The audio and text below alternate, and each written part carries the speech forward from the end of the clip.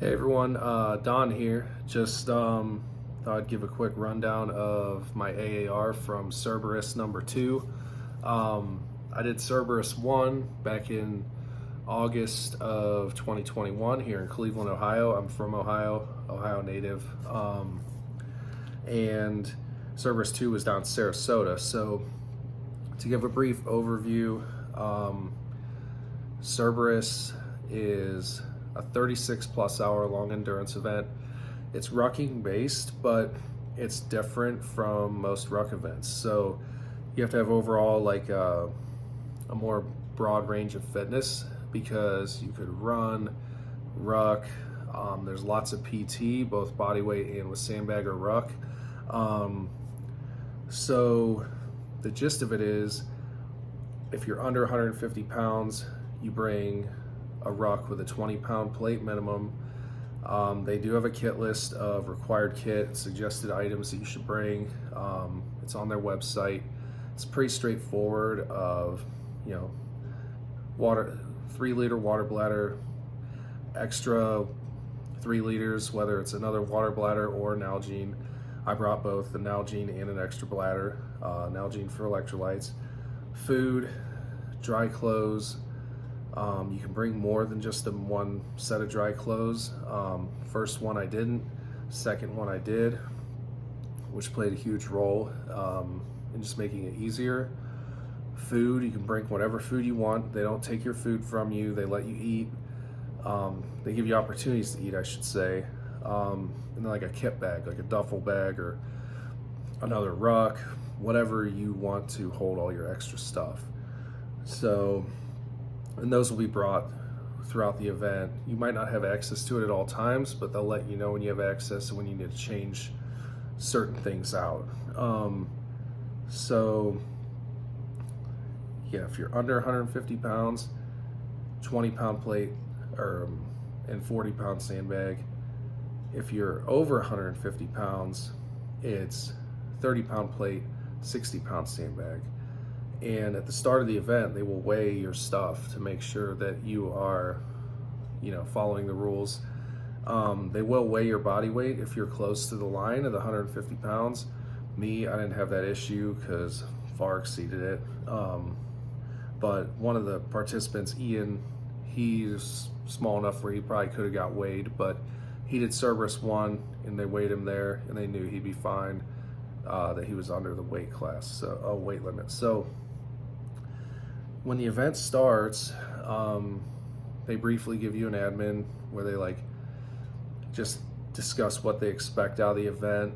They don't go through your kit to make sure you have all your stuff other than your bladders, your water, your weight, and then your sandbag, and make sure that all of it weighs what it should.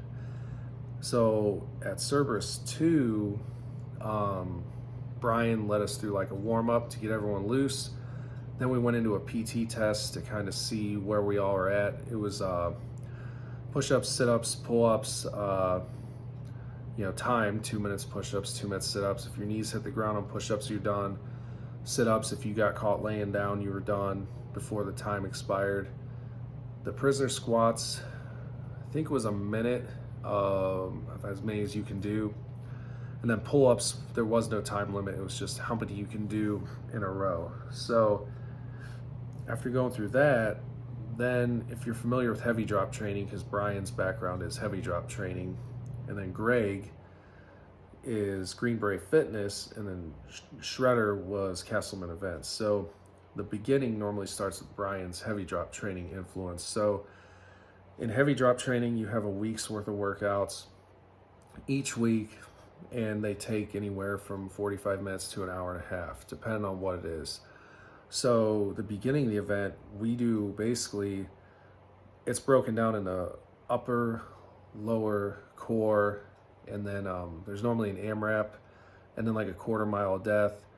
We didn't do a bunch of quarter mile deaths or anything like that, but we did do the upper, the lower, and the core. So they'll give you a time limit for each one, and you have to finish. If you finish, let's say if it's an hour, if you finish before an hour's up, you get a break. a little bit longer break. But if you don't, then you might be going into the next evolution with no rest, and then you get points based off of how you finish too, in order of first, second, third. So sometimes it pays to be a winner, and other times if you go too hard and blow yourself up, you're gonna pay for it.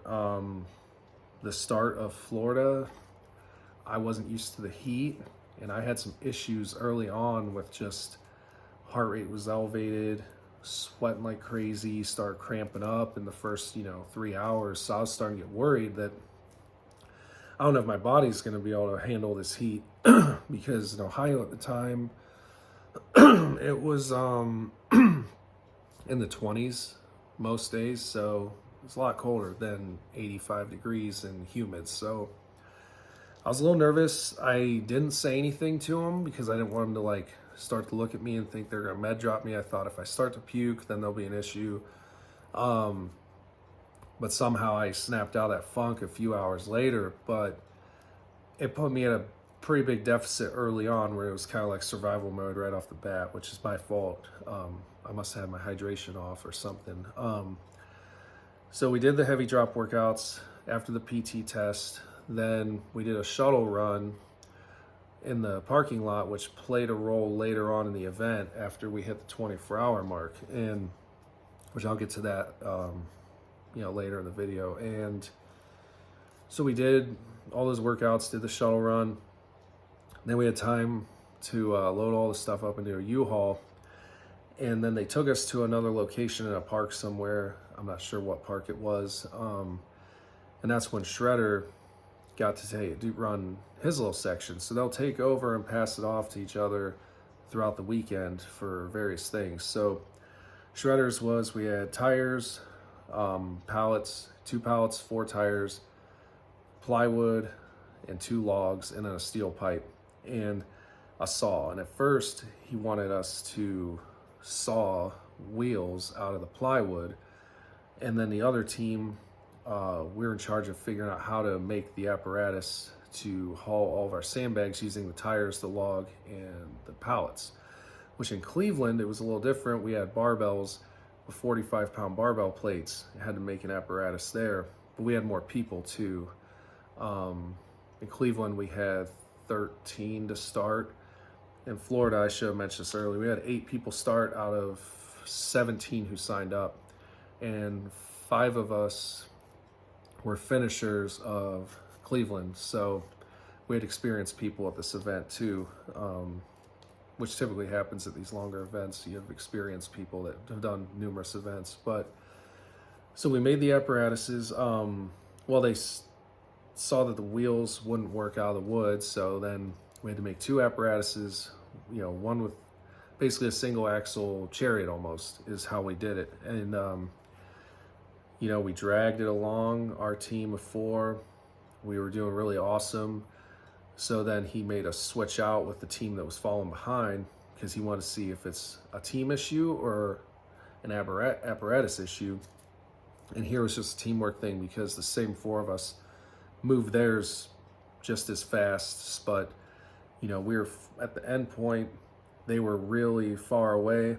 So when we switched, they had to bring ours back, and then we took ours from where they ended back to the start. So we didn't have to go as far. So it kind of paid to be a winner there. And after that, I had to build a bigger apparatus. And then we also had sandbags linked together, plus water bladders that were added onto the apparatus. So, and we had so much time to go a certain distance with all the sandbags in the apparatus. He said it didn't matter how we did it as long as the 4 stayed linked together. So we did that. Then we went into a terrible conveyor movement where we broke up into teams of 4, where we had a loop, and it was like gravel and sand, and it was a real nasty trail. And we basically had to sit and do like an Indian run and flip sandbags or scoot them over. We chose to flip them over from like my lap into the next guy's lap. And then when I didn't have weight on myself, I flew around to the front, and we just did that all the way around this loop. And I don't know exactly how far we went. I know we did it for a couple hours. And then it was just a monotonous soul crush, like mental crusher of a movement where it's just, you just keep doing the same thing over and over and you don't know when it's going to end. And we did that for a while. Then Greg kind of took over and we had to do a litter carry on the same loop with all the sandbags in it. Had to meet that time hack. If we didn't meet a time hack, it was 15 burpees for every 5 minutes, which we had similar penalties that we faced in Cleveland, but we never didn't make a time hack because we work together as a team. So it does pay to work together as a team at times. And then there's individual evolutions that make it hard, you know, where it pays to be a winner, get more breaks. So after that,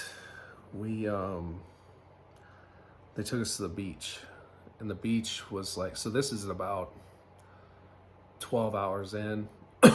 They take us to the beach and we have to do a 5-mile beach run, and it wasn't pass or fail, but you were being graded. The first 24 hours you're being graded on everything to get points, because there will be a first, a second, and a third finisher at the end of the event. So did the beach run, said you could walk it, run it. I looked at it because of my bad deficit I was in earlier in the heat. I jogged what I could and then walked it and just looked at it like it's active recovery, because I didn't know what was next. So after that, then went to another week's worth of heavy drop workouts, upper, lower, core. It was at the beach, and they kept us there because they could get us in the water to cool off because it was hot. So, and there was other PT that we did in the surf and everything to kind of break things up. But we did those heavy drop workouts for a while.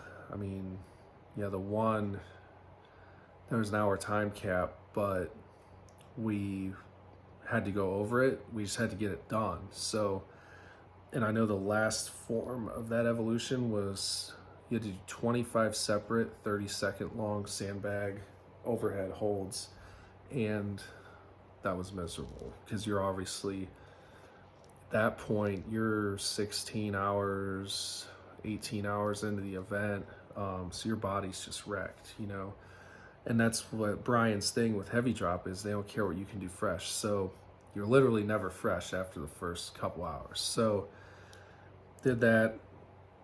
Then we had some various team building, where they broke us up into teams of 3, 2 teams of 3 and a team of 2. All 8 people are still in the event at this point. And there's various stations where we had to bury our rucks and then go into the surf and resemble, like if you were, you know, storming a beach or, you know, making a beach movement where you had to keep just your eyes above water. Get there, once you're on the surf, out on the sand, you had to low crawl to where your stuff was, but it was buried. So we did have kind of a reference where it was, but that was a little hard because your head had to stay in the sand at all times. It seemed easier for me to just have my forehead buried as I just kind of inched along, but we had to stay together as a team as well. And so we did that. Then there was the lowest point of the event for me was the crucible carry, where you had a 4x4 that was 8 feet long on your shoulders, and you had a rope holding a bucket on each side that could come unhooked with sand and water in it. And I don't know the exact distance of how far we had to walk, but we had to keep going down and back on the beach. And that thing just kept digging right into my neck, the corner, and it was just killing, and I couldn't get it quite figured out. I didn't have the mobility, so my hands were going numb. I couldn't hold it right. And that was probably the hardest part of the event for me, was that one evolution.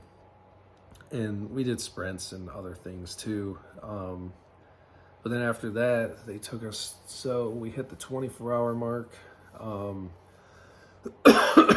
it was a first pass-fail evolution of a land nav, where Greg gave us a map and points, and we had an unknown time, and we didn't know the distance to cover and hit all those points, and they had a phrase at each point. We had to memorize it or write it down or whatever. we're allowed to use our phones for navigation if we needed to.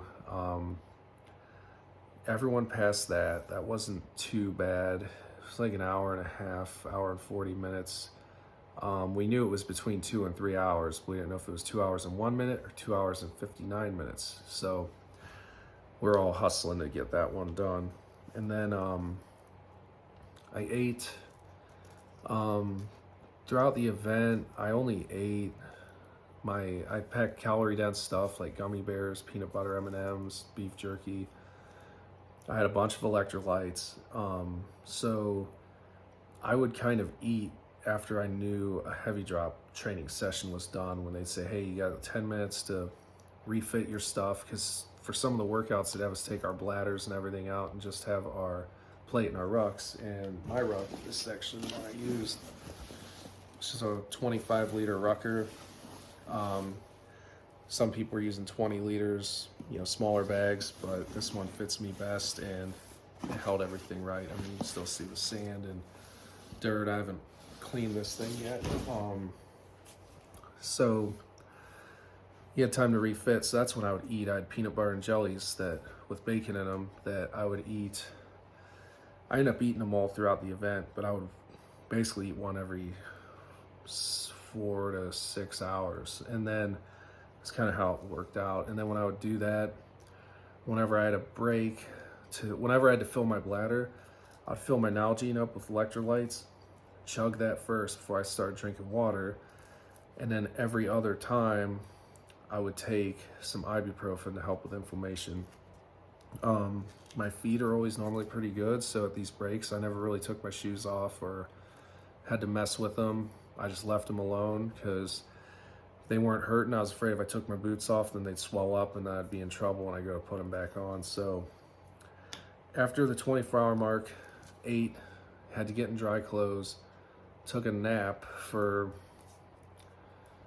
half hour, 45 minutes maybe on the concrete, but I didn't wear my windbreaker because I didn't want to get dirt and mud on my clean clothes, because Greg said you have to have your extra set of clothes clean at all times. So after the break, we got to change into our wet crap again for the next pass-fail evolution, which was a shuttle run. And that was when I kind of got stronger as the event went on.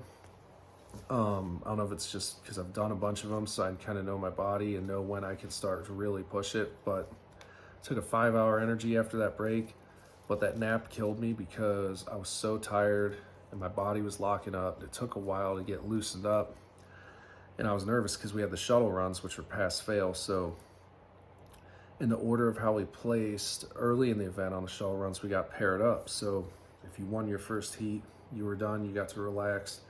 But if you lost, you'd face another loser of another heat of a head-to-head.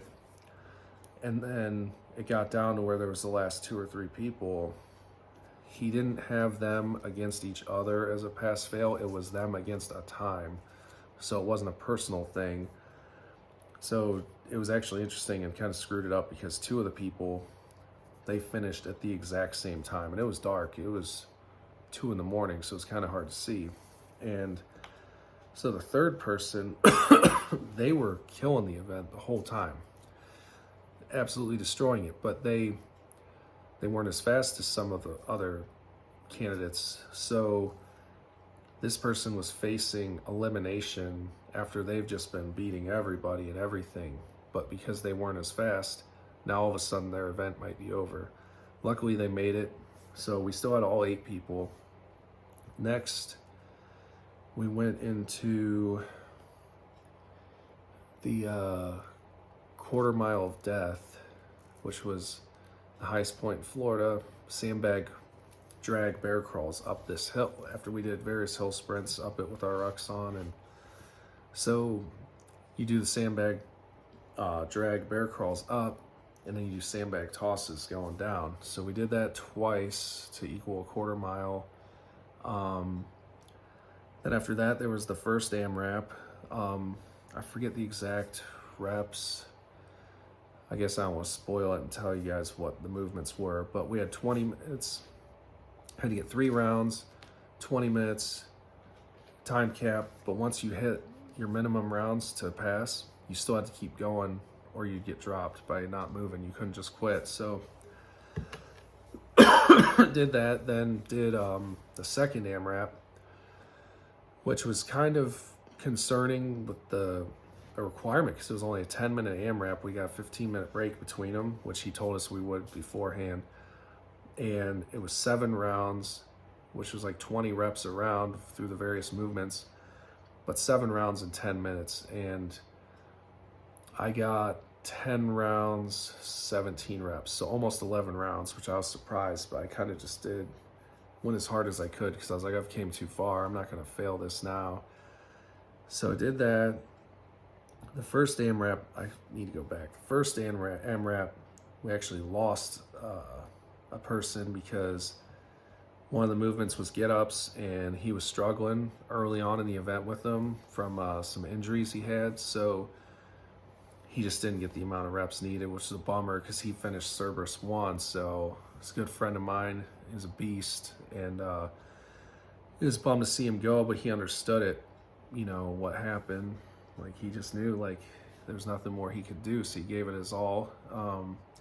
Then the second AMRAP was another good friend of mine, actually a guy from Cleveland that came down, and he couldn't get the form right on one of the movements, and it was just hard for him. We had to it was sandbag overhead press, and you weren't allowed to use the handles. You had to palm it, and it just kept, his bag was floppy, and he just kept dropping it, and he just couldn't figure it out. So then he was out. So now there's 6 of us going into an 8-mile timed ruck, and with carrying a fake rifle, and we didn't know the time hack. So, you know, we all go take off. Jack, who won it, he was way ahead of me, but I was second. I was going fast. I mean, we were allowed to keep our watches, so I could kind of check my pace. And, you know, 34 hours in to do a 15-minute pace, I was moving.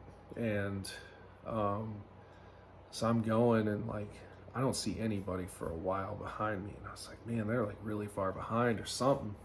So then after I hit mile 5.5, Ian, who was also one of the finishers, who finished Cleveland too, he catches up to me, and I asked him, I was like, you see the other 3 people? And he's like, no, man, I haven't seen him for a while.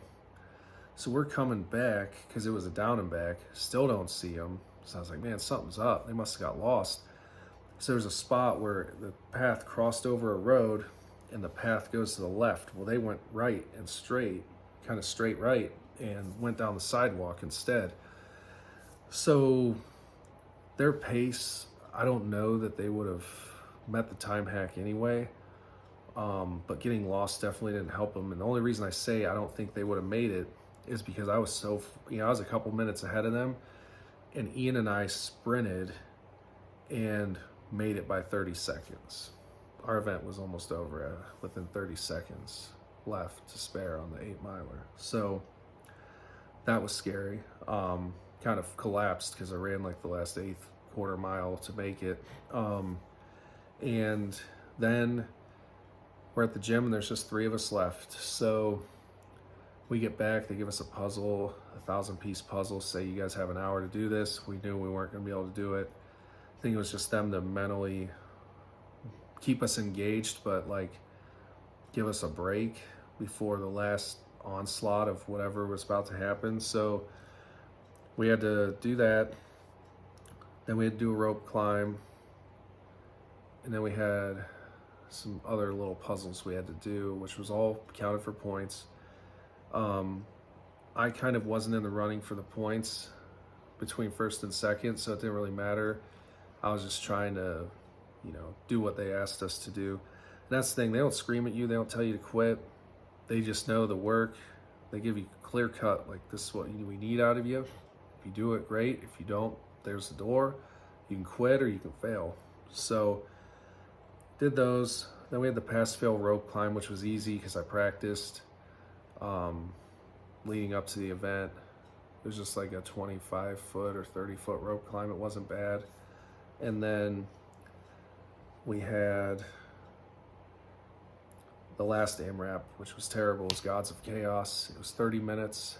And it was 50 back squats, 25 overhead presses, 50 sit-ups, and then 25 sandbag over the shoulder, 25 each shoulder with your 60-pound sandbag. You had to get one round in 30 minutes and keep going.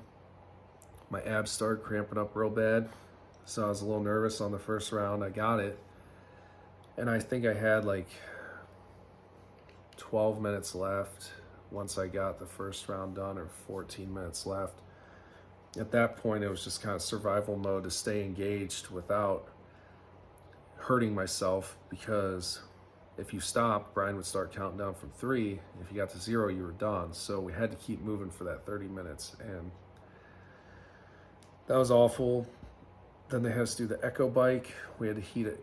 Between 3 of us had to eat, reach 120 calories total, which wasn't too bad. We got through that. There's just a few other things of sandbag overhead holds, which wasn't really pass fail. It was just them having us do it just to do it. And then we got patched. So it's from Cerberus 1 in Cleveland, Cerberus 2 in Sarasota. I am going to sign up to do Colorado Springs, which is probably going to be the hardest one, because in Cleveland we just had a lot of, we had a mix of terrain and PT. Florida, the PT was a lot worse, a lot more volume. The heat was real bad. We were covered in sand the entire time. We didn't get as many miles as Cleveland. We got like, I think 40 miles, and our rep count was between 2,400 and 3,000 reps on the PT. And I don't know what to expect for Colorado other than elevation, and it's gonna be very hard. So that's my AAR. It's pretty straightforward. I mean, there was only 3 of us that finished out of 8 that showed up. So with 17 signed up, the pass rate isn't very high for this event. I like to think that the advantage of finishing the first one helped, but it didn't matter, because it helped with certain things, but it didn't really matter because the workload was so much more significant. I wish I would have trained different for this one. I was stronger. My cardio wasn't there. My cardio was better at Cleveland, but I wasn't as strong. So hopefully Colorado, I'll get it right. And then also the week of the event, I lost my grandmother that Monday before, and I already had so much invested in this event, and my family told me to do it. So I think I had like an unfair advantage with my why, because I was like, I am not gonna not finish this event when I miss my grandma's funeral to be here. And so that helped tremendously get through those dark hours, because when you're up for 50 some hours straight, 37 and a half hours of event time, your mind will try to play tricks on you and get you to quit. So that's my AAR.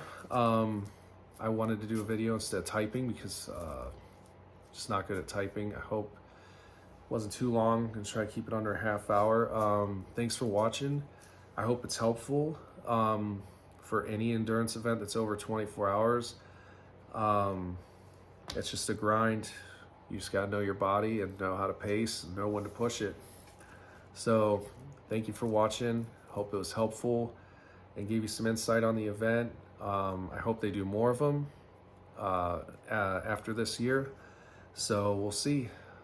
So get out there, sign up, see if you can earn one of these. Out.